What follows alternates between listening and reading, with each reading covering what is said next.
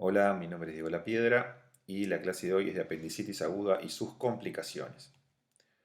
Primero que nada, vamos a hacer un recuerdo anatómico. El apéndice secal es un órgano que se encuentra en la cara posterior interna del ciego, en el sitio de reunión de las tres tenias coli, más o menos 2 centímetros y medio por abajo de la válvula ileocecal. Como se ve en el dibujo, tiene una longitud variable que puede ir de unos 5 a unos 10, 15 centímetros, depende de cada persona. Y la estructura de la pared del apéndice es muy similar a la estructura del ciego, ¿sí? A la estructura del colon en general, con una gran cantidad de tejido linfoide submucoso como particularidad. Tiene un meso, ese meso se llama el mesoapéndice, que es contiguo, como dice ahí, al mesenterio del delgado y pasa por atrás del ilion distal. Está irrigado por la arteria apendicular, que es rama de la arteria iliocólica, ¿sí? Y es la que nosotros los cirujanos en la cirugía vamos a ligar, ¿sí? Para poder hacer la extracción del apéndice. El apéndice puede tener múltiples localizaciones y la importancia de esto fundamentalmente es la importancia de las presentaciones clínicas que la apendicitis aguda puede tener dependiendo de la topografía del órgano. Esto lo vamos a hablar dentro de unos minutos, pero el apéndice puede tener básicamente este tipo de localizaciones, que es el apéndice laterocecal externo, el apéndice retrocecal, el apéndice laterocecal interno, pre o retroilial o retromesentérico, el apéndice en posición pelviana y el apéndice subhepático. Si miramos aquí en el dibujo, vemos que el laterocecal externo es el que se viene hacia afuera, como el nombre lo dice, del ciego. El retrocecal es el que se ve aquí como transparente, se mete hacia atrás del ciego. El laterocecal interno pre o retroileal o retromesentérico, que tienen presentaciones clínicas diferentes. La apendicitis que se va hacia la pelvis y después una presentación de apendicitis subhepática que aquí en el dibujo no aparece. Entonces, volvemos a repetir, lo importante de estas localizaciones es la variada presentación clínica que tenemos que conocer para evitar tener un error diagnóstico en las formas menos comunes de la apendicitis aguda. Entonces, diferentes presentaciones clínicas según la diferente localización del apéndice. Como patología, bueno, desde el punto de vista patológico, es una de las enfermedades que es de las causas más frecuentes de abdomen agudo quirúrgico. Se ve en todas las edades, ¿sí? El mayor índice se ve en personas jóvenes, pero en realidad uno puede encontrar apendicitis aguda desde un niño hasta un anciano. Lo único que pasa es que en diferentes edades predominan a veces otro tipo de enfermedades que nos obligan a pensar en diagnósticos diferenciales diferentes, pero cualquier persona que tenga apéndice puede tener una apendicitis aguda. Predomina en hombres 2-1 en la relación, como dice ahí, y la etiología, bueno, se habla de una infección primaria del apéndice o de la obstrucción luminal por diferentes agentes, fundamentalmente lo que llaman apendicolitos o coprolitos, que esta es la causa más común de apendicitis aguda y que encontramos los cirujanos frecuentemente en la cirugía, tanto en la clínica como en la paraclínica. Aquí vemos, por ejemplo, un dibujo que muestra hacia arriba el corte del apéndice, donde vemos el mesoapéndice, como dijimos, en este sector, con la arteria apendicular, y aquí vemos las diferentes capas de las paredes del órgano con el importante tejido linfoide submucoso, como habíamos mencionado recientemente. Aquí vemos un apéndice en una etapa precoz, como vamos a ver ahora a continuación las diferentes etapas que tiene, ¿sí? Donde se ve también el mesoapéndice con la arteria apendicular. Y en este lugar vemos una apendicitis gangrenosa, ¿sí? Con las mismas características. Y en este, adentro del mismo, si lo cortamos, vemos estos que son coprolitos o fecalitos, que son como si fueran, como el nombre dice, lito, piedra, ¿sí? Formadas por materia fecal, que provocan la obstrucción de la luz del órgano, y esa obstrucción es lo que da la apendicitis aguda, como vamos a ver ahora a continuación. Vemos en el dibujo también que, como decíamos recién, la topografía del apéndice es en la unión de las tres tenias coli, ¿sí? Se encuentra en este sitio, y a una distancia de unos 2,5 centímetros, 3 centímetros de lo que es la válvula ileocecal. ¿Sí? Aquí se ve claramente el mesoapéndice nuevamente y la arteria apendicular. Entonces, la obstrucción de la luz apendicular por un cuerpo extraño sería el primer elemento en la serie de eventos que llevan a la apendicitis aguda. El mantenimiento de la secreción luminal y la hipertensión endoluminal que eso genera es la segunda etapa. El mantenimiento del influjo de sangre arterial con un cese del retorno venoso y linfático causa congestión y edema, sería el paso que viene a continuación. y posteriormente la hipoxia o ulceración de la mucosa y la invasión bacteriana de la pared como evento que viene a continuación. Del punto de vista anatomopatológico, entonces, vamos a encontrar diferentes estadios evolutivos de la apendicitis aguda. Los estadios más precoces hablan de apendicitis edematosa o congestiva, donde, como el nombre lo dice, lo que hay es un edema y congestión inflamatoria de la pared. La apendicitis flemonosa sería otro estadio de apendicitis aguda con supuración parietal, aquí se ve el apendicolito. La apendicitis gangrenosa, o sea, con gangrena y necrosis, que puede llevar a la perforación de la pared del apéndice. Y un detalle a tener en cuenta, que es muy importante, es que si bien estos son diferentes estadios que se pueden considerar evolutivos en la apendicitis aguda, no necesariamente se tienen que producir todos los estadios en forma progresiva, sino que se pueden saltear estadios y un paciente desde el comienzo por trombosis de la arteria apendicular puede evolucionar de una apendicitis congestiva a la necrosis y perforación del apéndice. Y eso es lo que genera a veces cuando se dice de que no hay una correlación anatómico-clínica, ¿sí? O sea, pacientes que tienen pocas horas de evolución del dolor ya se encuentran con una perforación o con una peritonitis apendicular, y eso se debe a que no siempre se cumplen todas estas etapas y no siempre nos encontramos con el estadio anatomopatológico que uno supondría por el tiempo de evolución del cuadro y la característica del cuadro. Eso es un elemento a tener en cuenta. Bien, la presentación clínica entonces. ¿Cómo es la clínica de la apendicitis aguda? Bien, el paciente con apendicitis aguda clásicamente se presenta con tres síntomas fundamentales: dolor abdominal, vómitos y fiebre. La presencia de estos tres síntomas, ¿sí?, se denomina tríada de Murphy. Tríada de Murphy es la presencia de los tres síntomas de apendicitis aguda que no son indispensables que se encuentren todos. Si el dolor, es raro tener una paciente con apendicitis aguda sin dolor, los vómitos pueden o no encontrarse y la fiebre, si bien es bastante frecuente, a veces o el paciente no la percibe, no constató temperatura o podemos encontrar como un equivalente de la misma una leucocitosis elevada.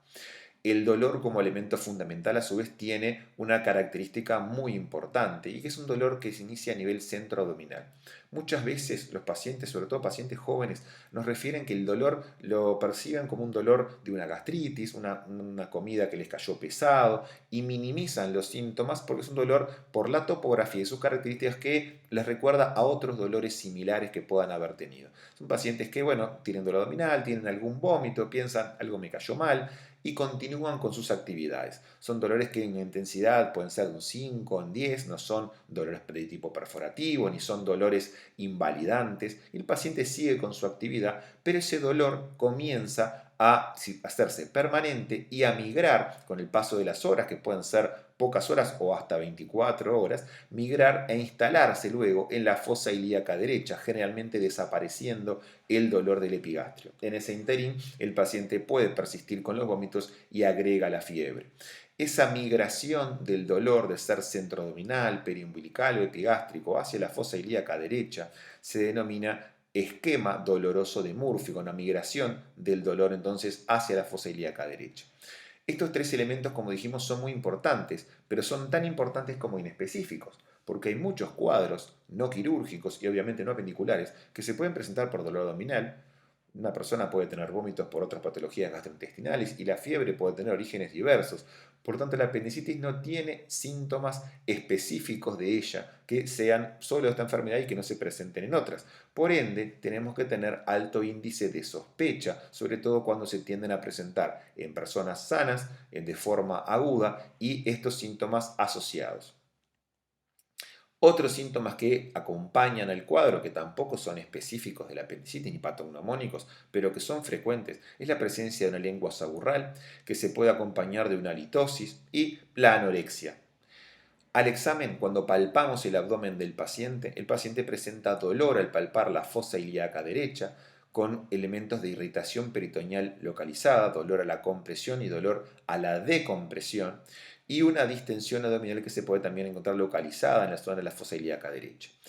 Esto estamos hablando siempre en la presentación clásica. Vamos a ver que las diferentes topografías del apéndice pueden generar variaciones en la clínica y esas variaciones son importantes conocerlas.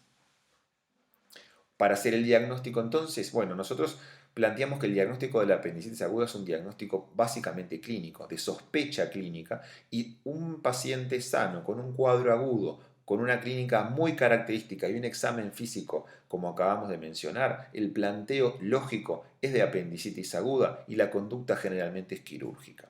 La paraclínica, entonces, ¿para qué la usamos? La paraclínica la usamos cuando tenemos una duda diagnóstica para plantear diagnósticos diferenciales o para descartar diagnósticos diferenciales. Lo utilizamos también cuando sospechamos estar ante una complicación de la apendicitis aguda y también lo realizamos para hacer una valoración preoperatoria en pacientes que ameritan una valoración entonces preoperatoria. ¿Sí? Hay pacientes sanos que no tenemos que hacer básicamente ningún examen, pero hay otros que sí tenemos que conocer por su terreno determinadas características. La paraclínica entonces, como concepto en la apendicitis aguda, es una paraclínica adecuada a mi duda diagnóstica y al paciente que estoy viendo. ¿tá? No es obligatorio pedir en la apendicitis aguda determinados exámenes. Uno no tiene que ir a pedir exámenes porque yo leí que había que hacer tal examen en la apendicitis, sino que el examen paraclínico que uno solicita, como el nombre lo dice, es paraclínico, apoya nuestra clínica y debe servir entonces para confirmar dudas o para descartarlas, para valorar complicaciones o para ver cosas del paciente que yo solamente con la clínica no puedo ver. Pero es un apoyo clínico en una enfermedad de diagnóstico básicamente clínico. Entonces vamos a poner una escena, ¿tá? Un hombre, una mujer, y estas personas jóvenes, sanas, sin antecedentes importantes, comienzan ambos con un dolor en fosa ilíaca derecha. ¿Por qué podemos hacer este ejercicio? Porque la apendicitis en el hombre y en la mujer generan diferente tipo de dudas diagnósticas y por ende es importante conocer el cuadro de fosa ilíaca derecha dolorosa en el hombre y en la mujer.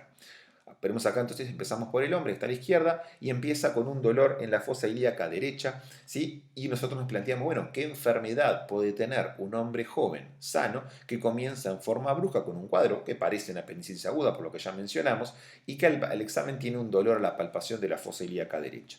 Bueno, este paciente puede tener una apendicitis aguda, puede tener una gastroenterocolitis, se asocia a diarrea, ha tenido algún vómito, o también puede tener un dolor parietal, un dolor muscular vinculado a algún esfuerzo físico, ¿sí? Algún ejercicio. No hay en el hombre mucha otra cosa, ¿sí? Si bien existen diagnósticos diferenciales, como ahora vamos a ver, pero los otros no son de diagnóstico clínico, generalmente son de descarte del intraoperatorio, como la adenitis mesentérica, la diverticulitis de Meckel, pero las cosas que nosotros podemos diagnosticar por la clínica generalmente no pasan mucho más allá de estas tres. Alguna cosa más se me puede escapar. Mientras que la mujer con un cuadro de dolor en fosa ilíaca derecha puede tener una gran cantidad de patologías, entre las cuales está la apendicitis aguda.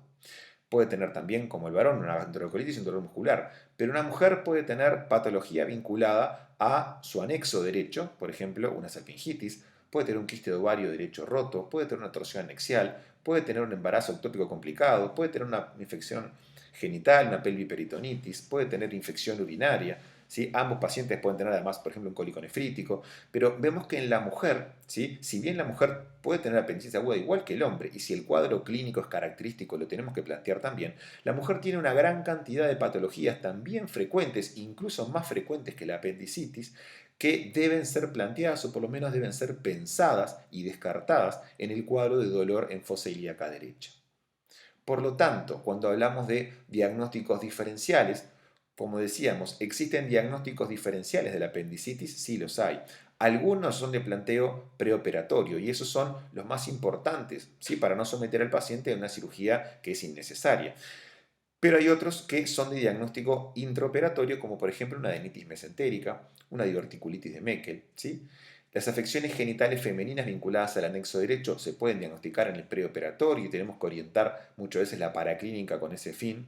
Puede haber colitis, procesos inflamatorios del ciego. El cólico nefrítico derecho puede dar un dolor en esa zona, aunque si uno interroga bien y hace un correcto examen físico es bastante claro de diagnosticar.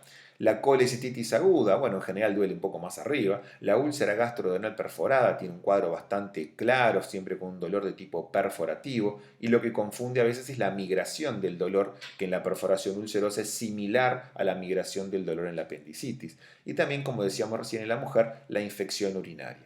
Entonces, estos diagnósticos diferenciales son los que tenemos que tener en mente cuando nos enfrentamos a un paciente con un cuadro de dolor en la fosa ilíaca derecha, que puede ser una apendicitis, y tenemos que descartarlo ya sea por la clínica de presentación o si no por exámenes paraclínicos. Por lo tanto, los estudios de imagen, como decíamos hoy, son un apoyo a nuestra clínica cuando tenemos dudas diagnósticas. La ecografía es uno de los estudios que nos puede ayudar porque puede ya sea encontrar elementos que son clásicos de apendicitis aguda por vía ecográfica, o también la ecografía puede ayudar a descartar patología vinculada, por ejemplo, en el caso de la mujer, al anexo derecho. O sea que el estudio ecográfico es un estudio que está destinado más que nada al descarte de enfermedades asociadas, enfermedades de diagnóstico diferencial, pero también puede ver el apéndice secal. Es un estudio que es técnico dependiente, pero puede ver imágenes típicas de apendicitis aguda. La tomografía también es un estudio que con el paso de los años ha ido ganando terreno y se ha transformado en el estudio de imagen más importante para el diagnóstico de apendicitis aguda. Nosotros en la clínica creemos que la apendicitis aguda sigue siendo una enfermedad de diagnóstico clínico y que la imagen se debe solicitar frente a dudas diagnósticas, pero es verdad que la tomografía tiene una sensibilidad muy importante para el diagnóstico de la apendicitis. Aquí la flecha, por ejemplo, muestra, esto es un corte transversal, una vista inferior de un segmento superior, y vemos el apéndice secal, ¿sí? Con un engrosamiento de la pared, con una alteración de la grasa periapendicular, con una burbuja de aire en su interior, y esto hace diagnóstico por vía tomográfica de apendicitis aguda en caso de cuadros que no respetan los síntomas que habíamos mencionado. Aquí tenemos también otras imágenes que muestran lo mismo, ¿sí? Esto sobre todo es muy útil en las presentaciones con topografías poco frecuentes de la apendicitis aguda, como mencionábamos hoy. Esto es la ecografía transvaginal, o sea, el estudio ecográfico no necesariamente tiene que ser transabdominal, y la ecografía ginecológica por vía transvaginal nos permite ver el fondo del saco de Douglas, permite ver la presencia de líquido a este nivel y permite ver muchísimo mejor que por vía transabdominal la patología vinculada al anexo derecho. Bien, entonces venimos hablando de las formas de presentación clínica. La forma clásica, la forma laterocecal interna, que veníamos mencionando hasta recién, si bien es la más común y la que da esta forma de presentación, puede tener variantes. Entonces podemos encontrarnos, por ejemplo, con una topografía pelviana, como veíamos hoy, y la apendicitis pelviana, por la topografía del apéndice, va a dar otros síntomas. El dolor va a ser más en hipogastrio, el paciente se puede presentar con diarrea, con tenesmo rectal, puede presentar elementos de síndrome urinario bajo de tipo irritativo y puede tener un dolor intenso en el fondo del saco de Douglas al tacto rectal, sobre todo hacia la derecha. Pero es muy común confundir la apendicitis pelviana con cuadros de infección urinaria, de cistitis, ¿sí? Porque en realidad la presentación es con un síndrome urinario bajo irritativo y por lo tanto hay que sospecharlo frente a la migración del dolor, la asociación de una lengua saburral, de una litosis, ¿sí? La asociación de fiebre alta. Debemos descartar la infección urinaria y sospechar la apendicitis con estos elementos. La apendicitis retromesentérica, ¿sí? La aterocical interna retromesentérica, se presenta como una oclusión intestinal funcional que es de tipo febril. El paciente tiene cuadro de oclusión intestinal, pero que asocia fiebre y esta presentación clásica debe hacer sospechar la apendicitis aguda. La presentación retrocecal del apéndice es de las que más problemas da y sobre todo porque hace que el apéndice no sea accesible al examen físico. Al encontrarse retrocecal, no genera los elementos de irritación peritoneal a la palpación de fosa ilíaca derecha y eso lleva muchas veces a errores en el diagnóstico. Estos son de las apendicitis que se encuentran diagnosticadas más tardíamente y que dan complicaciones sobre todo a nivel retroperitoneal. Encontramos un ciego gorgoteante distendido con dolor en el psoas, con un signo del psoas positivo, y la sintomatología sobre todo es entonces a nivel retroperitoneal. El paciente puede tener incluso hasta dolor dorsal. ¿Por qué? Porque todo el proceso se da a nivel retrocecal. La apendicitis laterocecal externa, la laterocecal externa ascendente, puede dar un dolor más en flanco y en vecindad de la espina ilíaca anterosuperior. Por lo tanto, conociendo las diferentes formas de presentación que además se ven en la clínica, estas cosas las vemos, tenemos que afinar nuestro diagnóstico para evitar mandar a la casa al paciente con una apendicitis aguda con un diagnóstico equivocado. Por lo tanto, todas estas presentaciones tenemos que tener el concepto que dan problemas desde el punto de vista diagnóstico. Bien, ¿cómo es el tratamiento de la apendicitis? Y no queremos que los estudiantes de medicina sean pequeños cirujanos, que sepan operar pacientes, no, nada más alejado de eso. Pero sí pensamos que el médico debe conocer en cuáles son las bases del tratamiento quirúrgico que hacemos los cirujanos, ¿sí? Nos parece muy importante. Por lo tanto, primero que nada, el tratamiento es médico-quirúrgico. Tiene una pata médica y una pata quirúrgica. Y la pata médica consiste en suspender la vía oral. El paciente debe tener un ayuno al momento de la cirugía y el ayuno comienza en el momento que un paciente con un cuadro de dolor abdominal consulta en puerta de emergencia. La primera medida es la suspensión de la vía oral en un paciente que sea potencialmente quirúrgica. Lo otro que tenemos que calmar el dolor. Los pacientes con dolor abdominal se calman. No tiene ningún sentido dejar a un paciente dolorido esperando que lo vea el cirujano. El paciente se calma y si el dolor abdominal desaparece con analgesia, ahí probablemente no era un cuadro quirúrgico. Por tanto, no hay que tener miedo de calmar a los pacientes. La analgesia por vía intravenosa se pueden usar antiinflamatorios no esteroideos o la analgesia que el paciente requiera. El uso de antitérmicos también es importante, la antiemesis con metoclopramida, la protección gástrica y el uso de antibióticos. ¿Qué pasa con el uso de los antibióticos? Bueno, sin extendernos en el tema, en realidad el tratamiento antibiótico puede ser una dosis que se haga en el momento de la cirugía, ¿sí? En el momento de la inducción anestésica, o puede ser un tratamiento que después de eso el cirujano mantenga de acuerdo a los hallazgos intraoperatorios o solamente sea esa monodosis y nada más. El problema es que muchas veces cuando vemos al paciente y tiene un cuadro claro de apendicitis aguda, si la sala de operación no está disponible inmediatamente y el paciente debe esperar algunas horas, por ejemplo, para cumplir el ayuno o por disponibilidad de sala, a veces es conveniente comenzar el tratamiento antibiótico desde ese momento y no esperar al momento de la inducción anestésica. Los antibióticos van a ser destinados a la flora fecal del paciente, que es la flora que da la apendicitis aguda, ¿sí? Y por ende pensamos que puede ser un tratamiento que puede ser monodosis, por ejemplo con ampicilina sulbactam, o utilizar combinaciones de antibióticos que cubran la flora de gram negativos y anaerobios. La cirugía en la apendicitis aguda es la otra pata fundamental. Los pacientes con apendicitis aguda son pacientes quirúrgicos y la cirugía debe ser un procedimiento realizado de urgencia y consiste en la apendicectomía con la toilette peritoneal.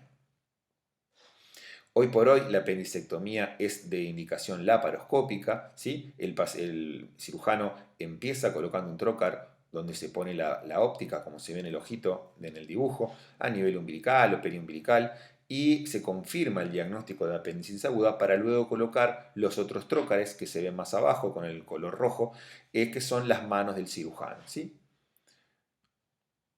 En este video vamos a ver la cirugía de una apendicitis aguda. Como vemos, un video que no está editado, son cirugías que si no hay mayores complicaciones no son largas. Y lo que hacemos entonces es entrar y ver, en primer lugar, el diagnóstico de la apendicitis aguda. ¿Sí? Aquí tenemos la colocación de los trócares a nivel peritoneal y en este caso vemos, aquí tenemos el ciego, aquí se ven la tenia coli y aquí tenemos una apendicitis aguda laterocecal externa ascendente, ¿sí? Con una pinza traumática se toma el apéndice y se ve como en este caso tenemos el mesoapéndice en este lugar que se ve claramente, aquí tenemos unión del apéndice con el ciego y el cirujano va en este caso trayendo el apéndice desde el sector laterocecal externo,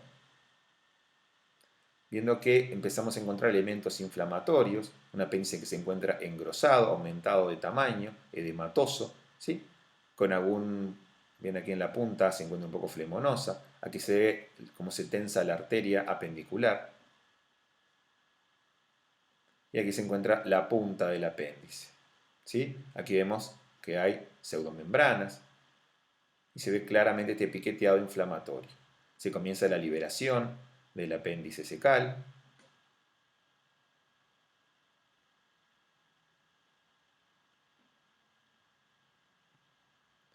y aquí vemos cómo el apéndice se termina de liberar.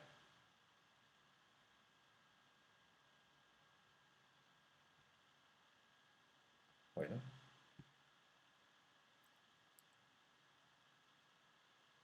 aquí vemos cómo se está haciendo la sección del mesoapéndice. ¿Sí? Se ve claramente entonces el apéndice congestivo, edematoso. Se secciona el mesoapéndice. viene la unión de la base apendicular con el ciego.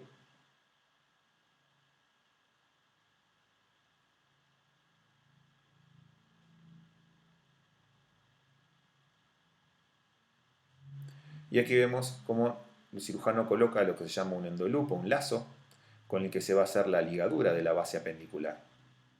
Se pasa el apéndice por el lazo, en este caso está hecho con un material que es el bicril. Bueno,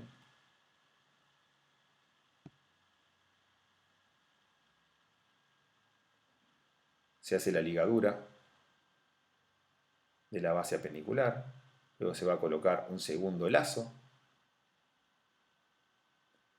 luego el cirujano coloca un clip, puede colocarse un clip con una máquina de sutura mecánica, ¿sí? Y de esa manera se logra, ahora a continuación, la sección del apéndice para hacer la extracción de la misma por uno de los puertos, por donde se colocan las manos del cirujano, ¿sí? Ahí con la tijera, entonces se va a cortar la base del apéndice, quedando un muñón apendicular corto que se abandona adentro del abdomen. Luego con el aspirador se hace la aspiración de los diferentes recesos, fundamentalmente en el fondo del saco de Douglas, y la cirugía finaliza. Aquí vemos entonces que se hizo la sección de la base apendicular y con esa pinza se va a retirar el apéndice por uno de los trócares. La realización de la apendicectomía por vía laparoscópica genera un posoperatorio más confortable, con menor daño parietal, se disminuye mucho la incidencia de infecciones del sitio quirúrgico a nivel de la herida operatoria, la recuperación del paciente es más rápida, el alta es más precoz y el comienzo de sus actividades para el paciente es mucho más precoz. Aquí se ve el muñón apendicular, entonces el cirujano completa la toral peritoneal y la cirugía se termina. ¿Qué complicaciones puede tener la apendicitis aguda? Bueno, tenemos uno de los que se llama el plastrón apendicular. ¿Qué es el plastrón? ¿Qué es aplastronar? Bueno, el plastrón no es una patología exclusiva de la apendicitis. En realidad, aplastronar es un fenómeno que se puede ver en cualquier proceso inflamatorio agudo o subagudo dentro del abdomen. En este caso es una formación tumoral, tumor como bulto, no como cáncer, una formación tumoral inflamatoria que tiene como centro el apéndice enfermo. Puede estar perforado o no, simplemente es un foco inflamatorio y puede estar rodeado de epiplón, de ilion ciego, de peritoneo parietal, o sea, las diferentes estructuras del abdomen van a limitar el foco lo rodean, ¿sí? Y ese rodeo que se hace del foco inflamatorio agudo, con el paso de los días comienza a organizarse y formar una masa inflamatoria que es lo que se denomina plastrón. Y no es menor lo que acabamos de decir, con el paso de los días. ¿Esto qué quiere decir? Que el fenómeno del plastrón apendicular, como cualquier plastrón, necesita tiempo, ¿sí? Es entonces una forma evolutiva de una apendicitis aguda en la cual el tratamiento no se hizo en tiempo y forma. Puede que muchas veces haya mediado tratamiento antibiótico, muchas veces por errores diagnósticos o porque el paciente se automedicó. Como quien dice, el partido se empata, la enfermedad no evoluciona a una peritonitis, a una perforación, pero tampoco se cura. Del punto de vista clínico, cede parcialmente el dolor, a veces el paciente no tiene fiebre y comienza a observarse con el paso de los días la palpación de una masa en fosa ilíaca derecha de límites poco netos, levemente dolorosa, generalmente sin reacción peritoneal, y el paciente puede tener algún pico febril ocasional, pero en general funciona, hace sus actividades, algún día tiene un vómito, tiene un poco de dolor, pasan los días, tiene esa masa ahí como que nunca termina de mejorar. En realidad estos pacientes cuando consultan, el diagnóstico de la enfermedad se hace habitualmente con algún método de imagen, sobre todo con la tomografía computada, y el diagnóstico de plastrón apendicular generalmente viene de la mano de la abstención quirúrgica, el uso de antibióticos y control evolutivo. Lo que puede ocurrir es que ese plastrón apendicular se abscede, o sea, agregue un absceso en el medio de esa masa inflamatoria y de esa forma requiera un drenaje del mismo. Un concepto importante es que un plastrón apendicular para que se produzca tiene que tener tiempo y el tiempo sería de unos 7 a 10 días en adelante, ¿sí? Por otro lado, otra complicación de la apendicitis aguda es el absceso apendicular. Absceso, bueno, absceso es una colección de pus. Es una colección supurada, en este caso periapendicular, que también va a estar limitada por órganos o estructuras vecinas. El paciente con un absceso apendicular generalmente tiene fiebre más alta. La fiebre de la apendicitis generalmente es una fiebre de 37,5 o 38, no mucho más de eso. El paciente con un absceso apendicular tiene fiebre más alta, puede tener 39, 40 de fiebre, chucha, leucocitosis muy importante y una tumoración intensamente dolorosa en la fosa ilíaca derecha, ¿sí? Que pues, puede ser fluctuante a la palpación. También muchas veces en la paraclínica de imagen de solicitarse se puede ver el apéndice y una colección que puede rodear al mismo, como se ve en el dibujo, ¿sí? O una colección que puede ser paraapendicular o puede ser en el Douglas, por ejemplo, y esa colección corresponde a pus como consecuencia de la apendicitis. El tratamiento del absceso apendicular es el tratamiento de la apendicitis, simplemente se aspira el pus. Si queda una cavidad que había sido donde se albergaba el absceso, generalmente dejamos un drenaje por vía laparoscópica y se hace también la apendicectomía. Para la formación de un absceso, a diferencia de lo que hablábamos del plastrón, el tiempo es corto. Un absceso apendicular se origina en pocos días, no como el plastrón apendicular. Lo que confunde a veces es que el plastrón puede abscedarse, ¿sí? Entonces a la clínica del plastrón que veíamos recién se le agrega, pero después de 7 a 10 días de evolución, esta clínica aguda de más dolor y más fiebre, y entonces ahí podemos plantear que tenemos un plastrón abscedado. Sino el absceso apendicular como complicación de la apendicitis es una patología aguda y la resolución es igual a la de la apendicitis. Bueno, hemos terminado la clase. Si quedó alguna duda, pedimos que lo dejen en los comentarios para que nosotros podamos responderles. Muchas gracias y nos vemos en la próxima.